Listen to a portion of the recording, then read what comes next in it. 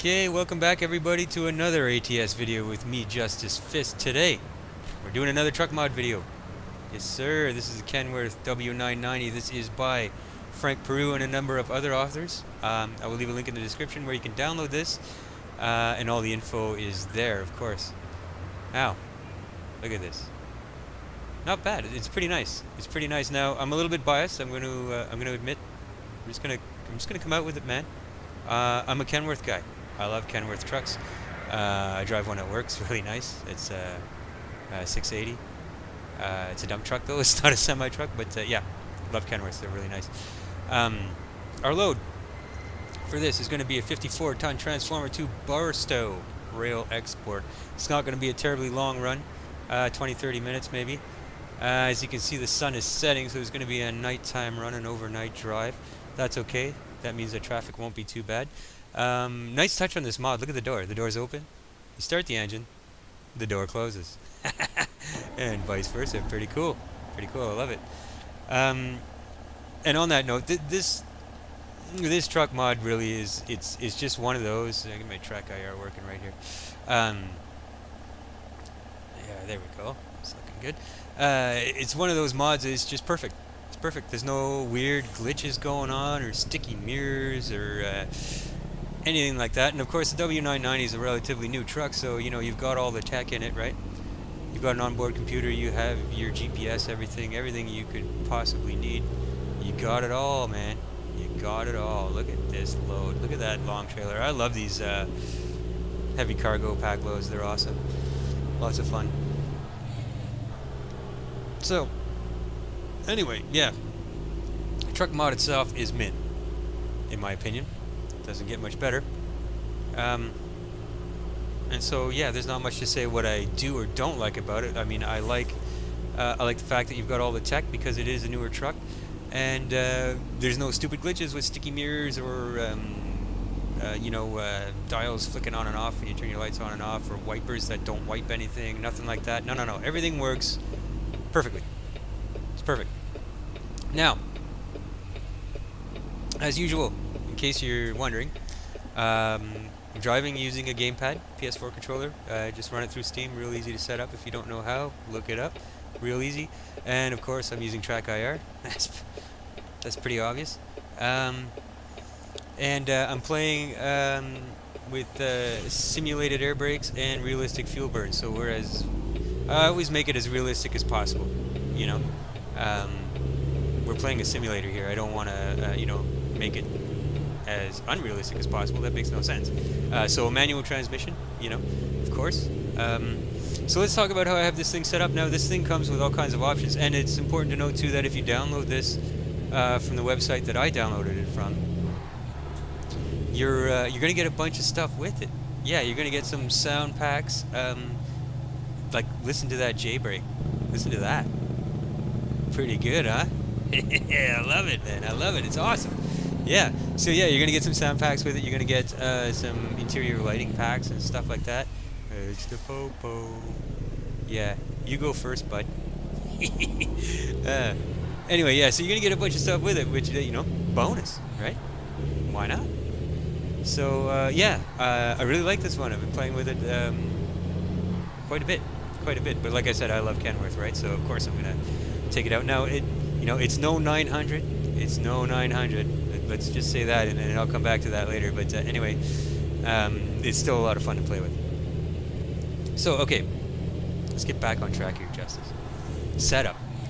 As usual, I'm not going to go into the garage and click around for 20 minutes and show you every little thing that it comes with, because that's just boring as hell. But I'll tell you a little bit about it. So let's start with the cab. I am running a high-rise sleeper. You have three options for a cab. Day cab, a sleeper, and a high-rise sleeper. I went with a high-rise sleeper because it just looks awesome, and I'm all about doing long hauls when I'm just playing for fun. I'm not recording or anything. I do these really long hauls that just pay ridiculous amounts of money. Well, look at this bus. Look at this bus. Oh, thanks, bud. Oh, you decided to let me in. Thanks. Yeah. Anyway. Yeah, so I went with the high-rise sleeper, and that brings me to the next option, the chassis options. There are tons of chassis for this thing. tons. Now I went with the long 6x4 because that comes with a 310 gallon fuel tank, and again, like I was just saying, that's what I want because I like to do long hauls. They take forever, but they pay out huge, and so the more fuel you can bring with you, the better, right? But keeping in mind, of course, the different types. If you change the chassis, it could affect your cap options. So, but I mean, it gives you lots to play around with, man. Lots of different options, you know. Yeah, it's good. It's good. Engines, you got lots of engines for this too. I went with the Cummins N14 Select Plus. Yeah, I did. 610 horsepower, 2,680 Nm. What is Nm anyway? Wow, anyway, at 1,200 RPMs. So it's set up for long haul. You know, here I am trying to sound like I know what I'm talking about. You know, BS. I don't know what an NM. What is it?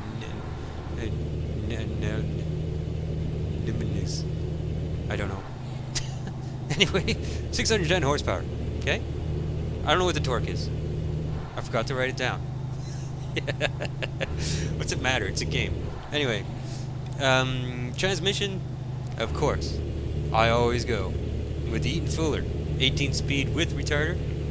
I don't use a retarder too much though. You'll hear it when I have the cruise control on, but when I'm not, I mean the J brake is fine. You know, I like to have the retarder for the cruise control, so I don't have to be J braking manually. Because you know when I put the cruise control on, that's usually when I pause my track IR and I take a sip of beer.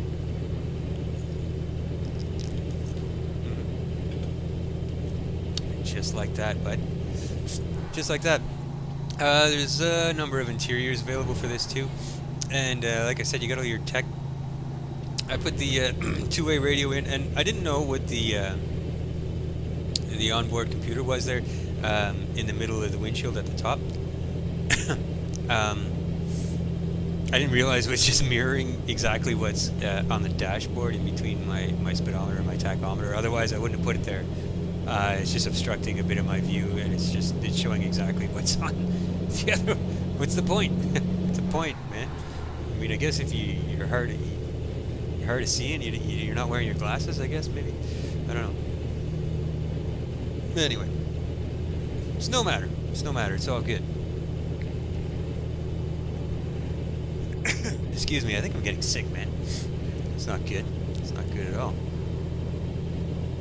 So yeah, so I mean, there's not much to say about, you know, usually I like to tell you, you know, so give you some pros and cons playing with the truck mod, but this one, I mean, it's so well done. There's nothing really bad to say about it. I mean, I haven't found any kind of glitches or anything that strikes me as odd. I mean, it's really, and it's just set up nice too, you know, like for example, you've got your fuel gauge there, right at the bottom between your speedometer and your tachometer. Like, it's just really conveniently set up.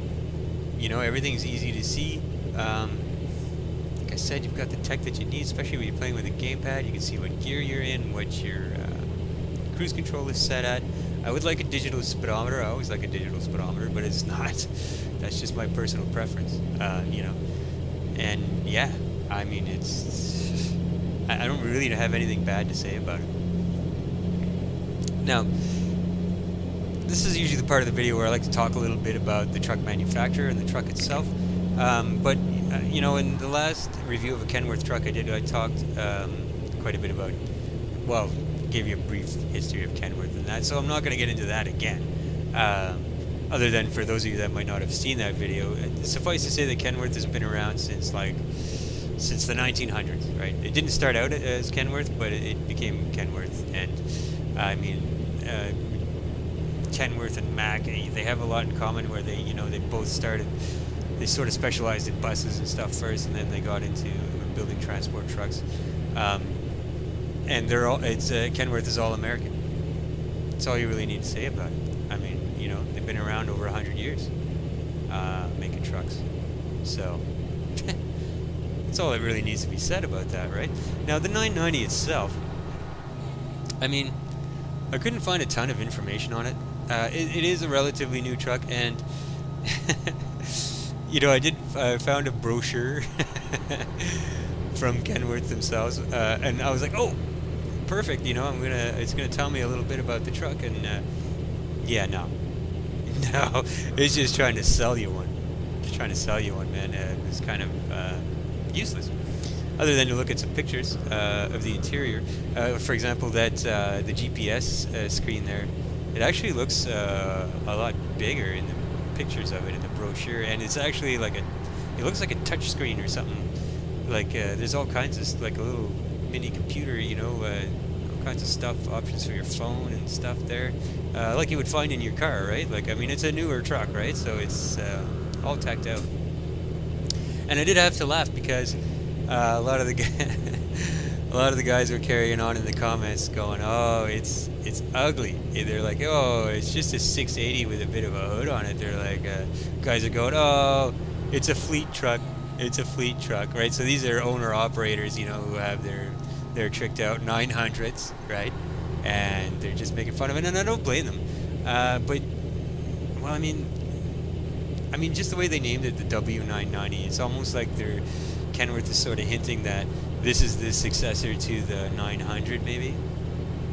Maybe not. I could be wrong about that, but why would you call it the 990 and have it sort of look like a hybrid of like a 900 and a 680, right? Like it's got a hood on it, but they're still trying to round out the body lines, which I really don't like. I'm just not a fan of that. Like, I understand, you know, aerodynamics and all that. You want to round it out a bit, but I love the look of, you know, the Kenworths and the Peterbilts, the old style looking ones that are very boxy, very big and clunky. They're just big bruisers, right? And yeah, I really like that look. And that's why I wasn't huge on the 990. Like just from the exterior, I love the interior. I do. Like I said, you've got all the tech. I probably said that 10 times already. But the exterior, it feels somewhere between a 680 and a 900, and it's almost like they tried to say, here's the 900 new and improved, and it's just not, you know.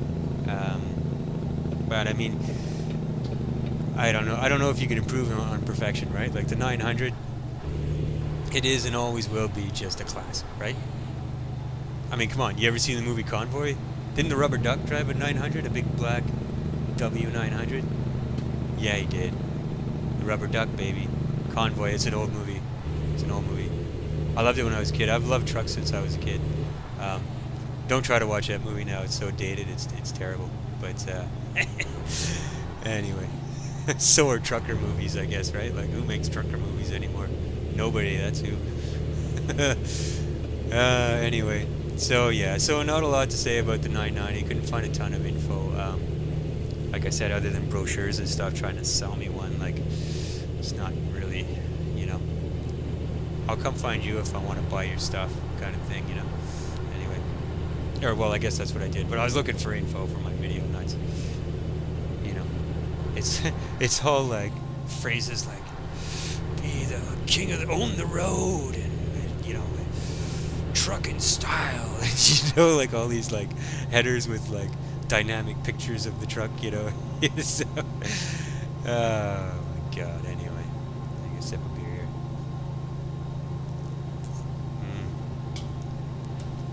Delicious,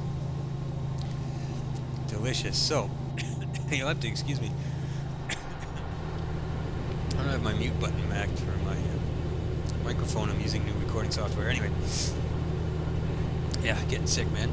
So, instead of talking about Kenworth or the truck, I thought I'd talk about me. Yeah, this is probably where most of you now are stopping the video. You said you've seen enough. You've seen the truck, you know the options. That's good. Thank you, Justice.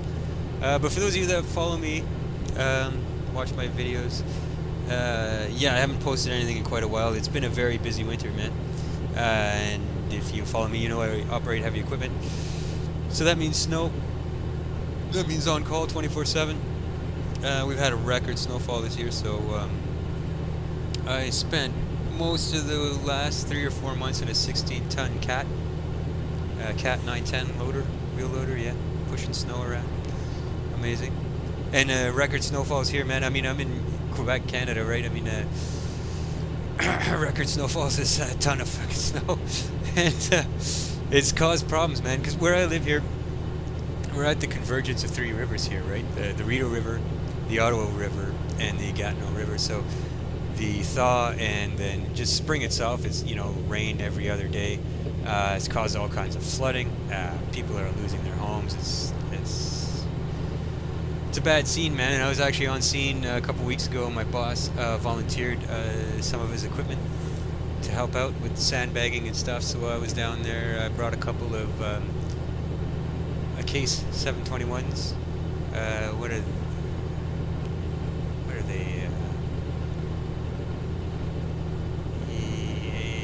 They're somewhere between 16 and 20 tons. Anyway, they're big loaders. I brought a couple case 21s down there, and I brought my Cat 910 down there to help out. The military's on scene. Everything. Just a disaster. People. Begging for help, tears in their eyes. Like, I feel so bad for them. I thankfully I live in an area called Plateau, where we're up on a plateau, so no flooding here, thank God. But yeah, it's just been a freaking nightmare. But yeah. But anyway, I thought it would be fun to talk a little bit too about. I mean, if you're like me, you're a fan of American truck, then you might be interested in what it's like to sort of be a fan of American truck who is learning to drive semi-trucks for real. Now, like if you watch my videos, you know me, you know that I'm a heavy equipment operator, and I do drive 5-ton dump trucks and stuff like that. Excuse me. But yeah, recently my boss said, "Hey man, I need you to get your semi-truck license. I'm gonna pay for it." I said, "Oh hell yeah." Yeah. Like, I'm there. So I've been doing it, man, the last 2 months. Been busy learning how to drive semi-truck. Yeah, my road test is actually tomorrow. So I'm getting pretty nervous. I had a lesson today, and that's how I've had time to make these videos. I have my lessons in the mornings, so then in the afternoons, I just take the day off work. So in the afternoons I'm here. My wife's at work, my son's at daycare. Great time to make ATS videos. Yeah. So I've been learning to drive these trucks for real. Now, I don't want to go about talking about this. Well, first of all, how does ATS represent the real thing?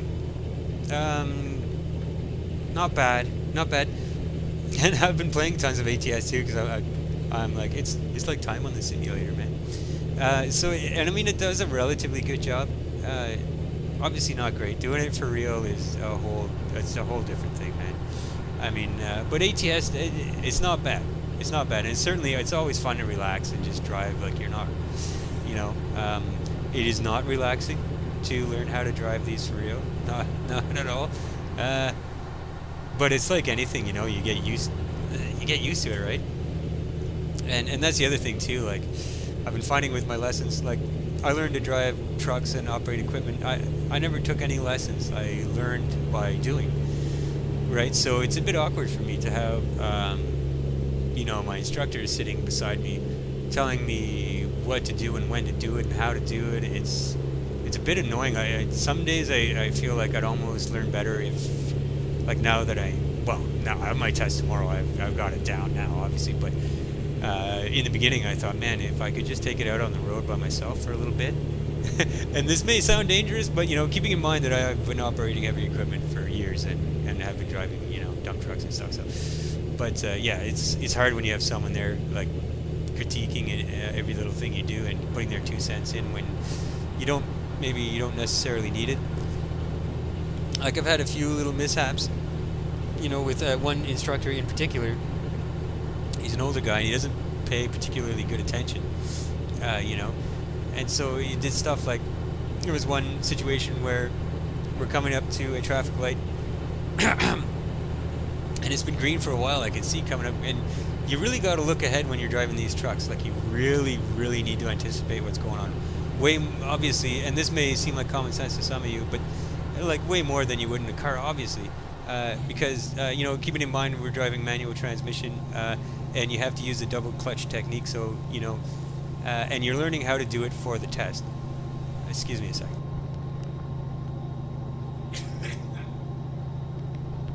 Yeah, I am definitely getting sick. I'm definitely getting sick. I can feel it in my throat. Anyway, yeah, sick for my test tomorrow. Great. But yeah, so you really gotta.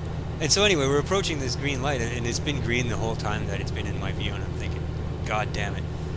And so I'm downshifting, and yeah, you gotta use a double clutch technique because that's what they want to test you on.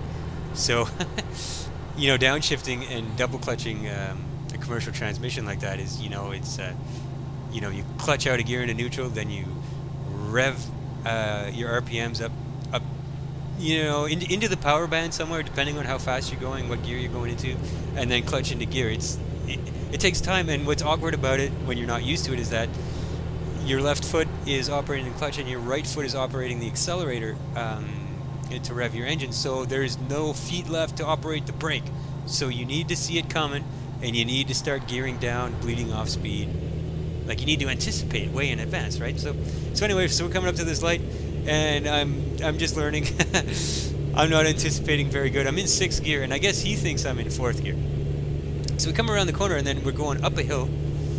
It's like an overpass over a highway, but there's 3 traffic lights in close succession as well. And there's 4 lanes, and the, you know, it's springtime. The lines are faded. You can't really see where the lanes are or what lanes are doing what. Some are going off onto the highway, some are going straight through, some are going to the left.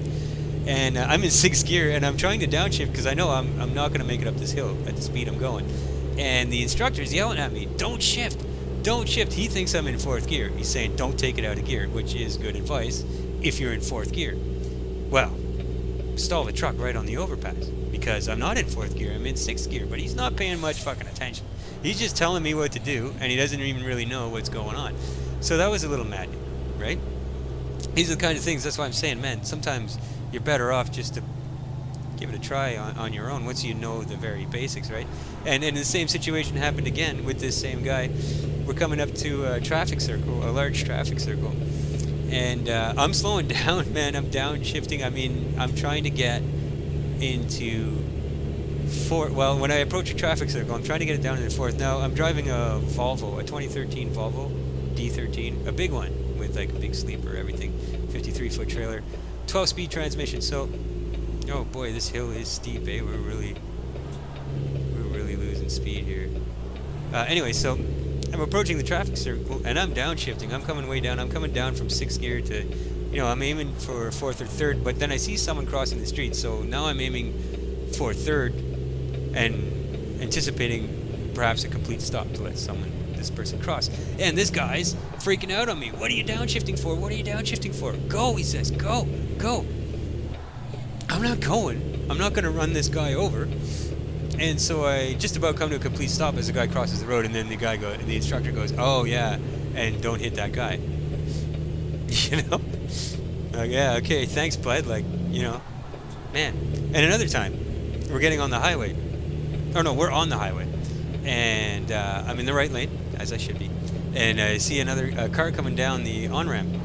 And he's coming up right beside me. So I sort of let off the gas thinking, okay, I'm just going to let him merge in ahead of me. Because I'm not in a hurry here. I'm taking my time, you know. I'm just going to stay put. There's traffic beside me, so I can't really move over. So I start to slow down, and then the guy in the merge lane beside me, a little car, he starts to slow down too. Thankfully, I've slowed down enough that the traffic to my left has passed, so I go to switch lanes, and the instructor again starts freaking out. Why are you switching lanes? I didn't tell you to switch lanes. I just ignore him and switch lanes. Then he looks down beside him, and he sees the car hanging out right beside me. And he goes, oh, well, what a goddamn idiot. What is that guy doing? And I'm thinking to myself, and like, I'm not going to say anything. I don't want to get into an argument with my instructor, but I'm thinking to myself, like, yeah, like fuck, like, you're just super annoying and not helpful at all. But anyway, those are the blunders. Anyway, I mean, all in all, it's been really good. That was just this one instructor that he's kind of a pain in the butt. I usually get another one, and he's really good, man. I had him today, and I'm going to have him tomorrow. And my test is tomorrow right after my last lesson. And I really have been enjoying it. It's a lot of fun. It's something I've always wanted to try. And I mean, if you play ATS, I'm sure it's something that you've always wanted to try as well. Well, or maybe not. Maybe not. I mean, it is stressful. And like I said, you really have to anticipate what's going to happen. way ahead of you, because things can get away from you quickly. You find yourself trying to downshift and trying to get into the right lane, and trying to anticipate what traffic lights are going to do and stuff. And of course, traffic around you, people are dickweeds, man. I don't know how many times I've tried to, like, you know, make a left turn on the outside left turning lane where there's 2 lanes, and you know, some dickweed will always try to squeeze between you and the curb when there is no room. There is no room. You start making your turn, and you can see your trailer starting to cross the white line. You have no choice. You're using every inch that there is, and some dickweed in his car is going to try and squeeze past you and damn near get rolled over, you know, by your trailer. It's just, yeah, you know, but I mean, it's all part of it, right? You have to anticipate that, right? You have to expect sort of the dumbest shit possible. If you're always expecting the dumbest shit possible, you're doing pretty good, I've found. But yeah, so big test tomorrow, man. I'm nervous. I'm excited. And here the test is in 2 parts, right? So not only you got to learn to drive the truck, but there's also the circle check test, right? Which is like it's like a sight and sound safety inspection, right? And it's just well, it's not even that much to memorize. It seems like it at first, but then it's kind of a lot of rinse and repeat. But this, they drill into you too, like, you know, like I know the whole damn thing by heart. I could recite it right now. And to give you an example of what the circle check sounds like or looks like, for example, you know, I'll just do a few minutes of it right now. They actually test you on the test. Not test you. Obviously they test you. It's a test, but they time you. And I don't really understand why. You have 20 minutes to do this circle check. Now, I would assume that you'd want to take your time and just make sure it's done correctly and make sure the truck is, you know, to the best of your knowledge, is safe to operate. Now, they don't expect you to be a mechanic or understand really mechanically how everything works. It's just a sight and sound check, right? But why they time you, I don't know. But what I've learned is that 20 minutes is way more than enough time. I can do it in about 13, and that's taking my time. So why even bother timing? I don't know. I guess to see like how well you know it. But I also find the more that you memorize it, the more that you stop actually looking at stuff and you're just spouting off from memory. But what this looks like, for example, like when you start your circle check from the outside, you know, every lesson I start, the truck is off, pop the hood, open the hood, grab a small mallet out of the little box on the side of the truck, go to the passenger side first. We start at the front tire there. You look at the frame, no cracks. Suspension support, no cracks. Leaf springs, no cracks. U-bolts, no cracks. Inside wall of the tire, no cracks, no bulges. Outside wall of the tire, no cracks, no bulges. Nothing in the tire's treads that could cause a puncture. The rim is good, no dents, no welds. All wheel nuts are present. No oil leaks around the oil bearing. Valve not leaking, for example. Right? And then this is rinse and repeat around the truck. You're checking the frame, you're checking the trailer, your fifth wheel, everything. And then there's all kinds of steps inside the truck to test your air brakes and stuff. And I would really like to give you an example of that, because this is where a lot of numbers, memorizing numbers and procedures sort of come into play. But as you can see, we're here. We're here, man. We're going to park this trailer and collect our money. So yeah, maybe I'll talk a little bit more about that in the next episode that I make. But yeah, suffice to say, I've been playing a lot of American Truck because I've been driving these trucks for real. Something I've always wanted to try, as I said, and I do enjoy it. I don't know if I'd want to do it full time. I'm getting my semi-truck license because I need unlimited weight restrictions on the for towing trailers, for floating the heavy equipment that I operate. So that someone doesn't have to bring it to me. I can tow it on a truck myself to where I need to go. So yeah, I have no intentions of driving semi-trucks full time, because it is a bit of a pain, man. And I can see how you could easily get yourself into situations where, you know, you're on a road you shouldn't be on or something. You're in a strange city you're not familiar with, and that's just a whole big headache that I certainly wouldn't want to deal with. So yeah, I'll stick to my dump trucks and equipment. Thank you. But it has been fun, though. It has been fun. Okay, are we gonna park it this time? Come on, baby. Come on, baby. Come on. No? You're not gonna give that to me? Seriously? Oh my god, this is a repeat of the last video. Okay, I'm not quick parking this time. That was just embarrassing. I was in a hurry last time. We're gonna try to reverse this damn trailer. They never go straight.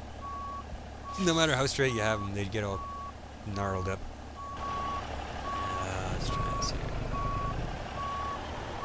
Sometimes I find the best thing to do is just, even if it starts to get gnarled up, try to keep it as straight as you can and just go all the way back.